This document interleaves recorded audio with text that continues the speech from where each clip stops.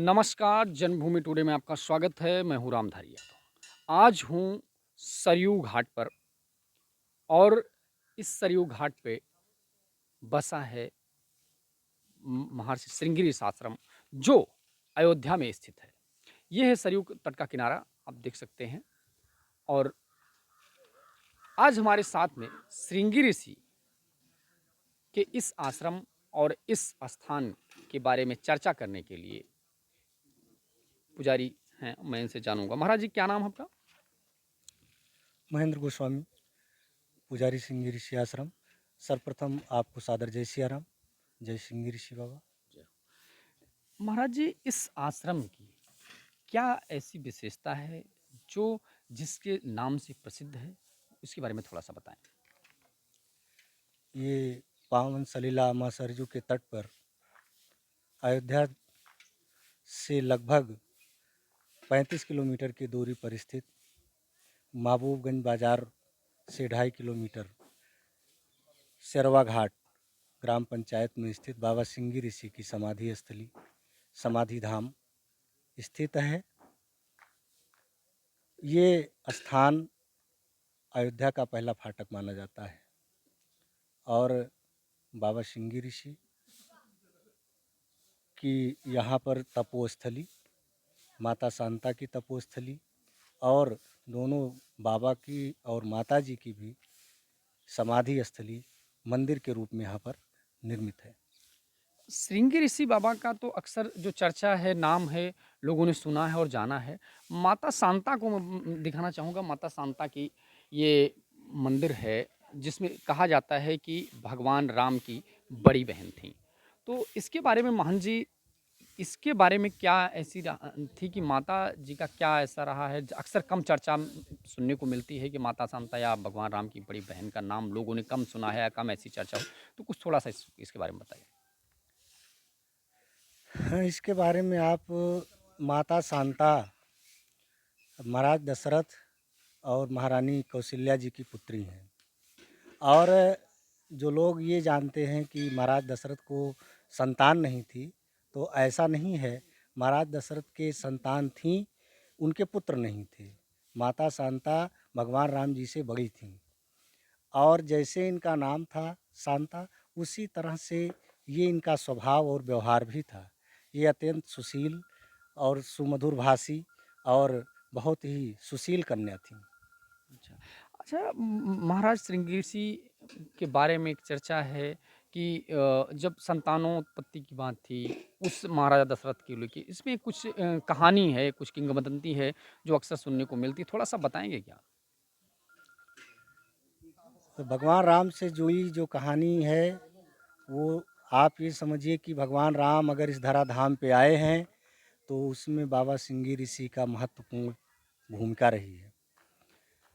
क्योंकि इसका प्रमाण आपको वाल्मीकि रामायण और रामचरितमानस में भी मिलता है, जिसमें आपको एक चौपाई मिलती है कि श्रृंगी ऋषि वशिष्ठ बोलावा, पुत्र काम शुभ यज्ञ करावा। वशिष्ठ जी के निर्देश पर महाराज दशरथ बाबा सिंगी ऋषि को बुलवाए। बुलवाए क्या, उनके पास गए याचक की भूमिका में और उनको जो है निवेदन करके उनको पुत्र यज्ञ के लिए यहाँ अयोध्या लाए। और अयोध्या लाने के बाद पुत्रेष्ठी यज्ञ जो संपन्न हुआ, वो बस्ती ज़िले में इस समय पड़ता है। मखौड़ा धाम इस समय उसका नाम है। और वहाँ पर एक बहुत ही मनोरम नदी बहती है जिनका नाम मनोरमा है। उसी नदी के तट पर ही पुत्रेष्ठी यज्ञ हुआ और उस पुत्रेष्ठी यज्ञ की पूर्णाहुति के पश्चात यज्ञ भगवान उसमें से प्रसाद लेके प्रकट हुए और उस प्रसाद को महाराज दशरथ को सौंपा गया। दशरथ जी ने गुरुदेव को वशिष्ठ को दिया और वशिष्ठ जी ने उस प्रसाद को तीनों माताओं को वितरित किया, जिसमें एक भाग 3 भाग बनाया गया। एक भाग कौशल्या जी को मिला, एक कैकेयी जी को और तीसरा भाग सुमित्रा जी को मिला। तो कैकेयी जी और कौशल्या जी ने अपने हिस्से का थोड़ा-थोड़ा भाग माता सुमित्रा जी को और दे दिया। इसलिए उनके 2 संतान हुईं। मतलब उस प्रसाद के 4 भाग हो गए। तो एक भाग माता कौशल्या ने लिया, एक भाग कैकेयी जी ने लिया और 2 भाग सुमित्रा जी ने लिया। उनके लक्ष्मण और शत्रुघ्न हुए और कौशल्या जी के राम जी हुए और कैकेयी माता के भरत जी हुए। अच्छा, माता शांता का भी ज़िक्र है तो ये माता शांता सेविका की भूमिका में थीं महर्षि सिंह ऋषि जी के, ऐसा कुछ कहा जाता है क्या ऐसा स्थिति? देखिए, ये बचपन में माता शांता का मैंने आपसे भी बताया कि बहुत ही सुशील और सुमधुर भाषी कन्या थीं। तो एक बार इनकी मौसी थीं, वर्षिणी नाम था उनका, कौशल्या जी की बहन थी, शांता की मौसी थी। और वो उनका जो है विवाह अंग देश के राजा रोमपाद से हुआ था। तो एक बार रोमपाद जी और वर्षिणी जी अयोध्या आए थे, और अयोध्या जब आए तो उन्होंने जो है माता शांता को देखा। माता शांता के स्वभाव से बहुत प्रभावित हुए। तो उन्होंने कहा, और उस समय उनके कोई संतान नहीं थी। तो उनको ये लगा कि हमारे कोई संतान नहीं है, और हमको भी ऐसी संतान हो जाती तो हमारा भी राजमहल किलकारियों से गूंजता। लेकिन अब अफ़सोस था कि संतान थी नहीं। तो इस बात को महाराज दशरथ और माता कौशल्या जी ने सुन लिया। तो उनकी पीड़ा को उन्होंने समझा, और आकर के कहा कि ऐसा है कि हमारी संतान आपकी संतान, आप जो है ले जाइए, इसका पालन पोषण करिए, हमको कोई इसके लिए एतराज़ नहीं है। तो माता शांता को लेके वो लोग चले गए। प्रभाव से वहाँ अकाल पड़ गया। तो राजा ने अपने आचार्यों को बुलवाया, ज्योतिषविदों को बुलवाया कि मतलब अचानक मेरे राज्य में इस तरह से क्यों घटनाएं घटने लगी, अप्रत्याशित रूप से इस तरह की स्थितियां क्यों उत्पन्न हो गई। तो आचार्यों ने बताया कि एक महान ऋषि आपके राज्य में तपस्या कर रहे हैं, और आप उनकी कोई सेवा नहीं की, आपने आपने उनकी कोई सुधि नहीं ली, आपने उनका आदर सम्मान नहीं किया, इसलिए ये स्थिति आपके राज्य में हो रही है। तो उन्होंने जो है देवदासियों को और जो है अपनी पटरानियों को सबको भेजा वहाँ पर उनकी सेवा के लिए। तब बाबा सिंगी ऋषि, चूँकि तपस्वी, इतना तपस्या का तेज था कि इनके तेज को कोई रोक नहीं सकता था। तो उस फिर जो है जब वो इनके नगर में आने के लिए इनको राज़ी किए, तो उस तेज को कोई रोकने वाला नहीं था, तपोबल के तेज को। तो माता शांता को आगे किया गया, और जैसे इनका नाम था, इनके इनके नाम के अनुरूप स्वरूप के, स्वभाव वही हाँ, स्वभाव नाम वही। और स्वभाव के नाते हुँ। जैसे ही इनको सामने किया गया, महाराज जी का क्रोध शांत हो गया। क्रोध का मतलब तेज जो था, हुँ, जो जिससे लोगों को भय था कि भस्म हो जाएगा जो आगे हुँ। उनके आ जाएगा, वो चीज़ नहीं रही। और बाबा एकदम उनके तेज को इन्होंने शांत कर दिया। और उसी समय राजा रोमपाद और रानी वर्षिणी ने इनको सौंपा, और ये सहर्ष बाबा की सेविका के रूप में रहने के लिए तैयार हो गई। और तत्पश्चात ये अनंत काल तक बाबा की जो है सेविका बन के रही। अच्छा, अयोध्या एक बड़े पर्यटन विश्व के पटल पर दिख रहा है और ये आप कहते हैं कि अयोध्या के घुसने का पहला पायदान है। जी।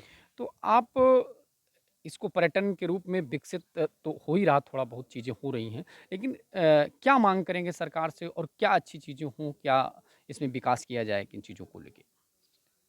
देखिए, अयोध्या इस समय अंतर्राष्ट्रीय क्या अंतर्राष्ट्रीय स्तर पे अयोध्या की पहचान बन रही है। मर्यादा पुरुषोत्तम भगवान राम का भव्य मंदिर अयोध्या में इसी जो है जनवरी में दर्शन के लिए खोल दिया जाएगा। तो भगवान राम से जुड़ा हुआ तीर्थ स्थल है। भगवान राम को पूरी दुनिया जान रही है। पूरा हर देश में भगवान राम की पूजा होती है, कई देशों में।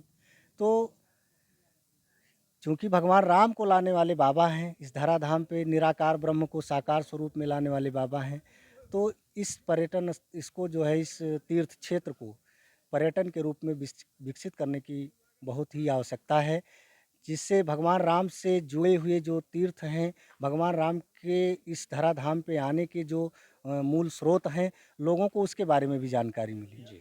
और जब ये चीज़ें डेवलप होंगी, विकसित होंगी, तभी लोगों को जानकारी मिल पाएगी। ये मूलभूत जो चीज़ें हैं, जी, जो बेसिक चीज़ें हैं, बेसिक जानकारी है वो जी, पता चलेगी। जी। हुँ। तो इसलिए यहाँ पर सर्वप्रथम तो अभी यहाँ घाट और बने, घाट का सुंदरीकरण हो, मंदिरों सौंदर्यीकरण का हो। जीर्णोद्धार हो जी। और चीज़ें और सौंदर्यीकरण हों। साथ-साथ जो हुँ, है यहाँ पर सुरक्षा और सारी सुरक्षा चीज़ों की, जी, सुरक्षा सुरक्षा जो की, जी, बिजली की, सारी चीज़ें, ये सब चीज़ें जो बेसिक चीज़ें हैं, वो ज़रूरी ये होनी है। बहुत ही ज़रूरी हैं। और जब लोग यहाँ के बारे में जानेंगे, चीज़ें विकसित होंगी, तो निश्चित रूप से इस तीर्थ क्षेत्र का जो है विकास होगा। और जब ये हम आपके माध्यम से कहना चाहते हैं कि आप इस मुहिम को आगे चलाएं और जितना हो सके बाबा श्रृंगी ऋषि धाम के तीर्थ क्षेत्र के बारे में चर्चा करें और अधिक से अधिक इसकी उन्नति उत्थान के लिए आप प्रयास करें। ठीक है, बहुत बहुत धन्यवाद। ये जो आश्रम है, ऐतिहासिक और पौराणिक दृष्टि से देखा जाए तो अपने आप में अद्वितीय है और बहुत ही महत्वपूर्ण है अयोध्या के लिए कि जहाँ पे पर्यटन विकसित हो रहा है, विश्व पटल पर दिख रहा है। इसकी शुरुआती सीढ़ी कही जा सकती है, दर्शन करने के लिए पहला फाटक कहा जा सकता है, ये धाम है श्रृंगी ऋषि धाम। तो इसको विकसित करने की बहुत आवश्यकता है। जैसा कि महंत जी ने कहा कि सुरक्षा, बिजली, सारी व्यवस्थाएँ, ये सरकार की ज़िम्मेदारी होती है। एक ट्रस्ट या अपने मंदिर परिसर से सारे काम पूरे नहीं हो सकते हैं। तो इसलिए इसको भी सरकार को देखने की ज़रूरत है और अपने एजेंडे में ये पर्यटन स्थल के तौर पर इसको भी दिखाया जाए।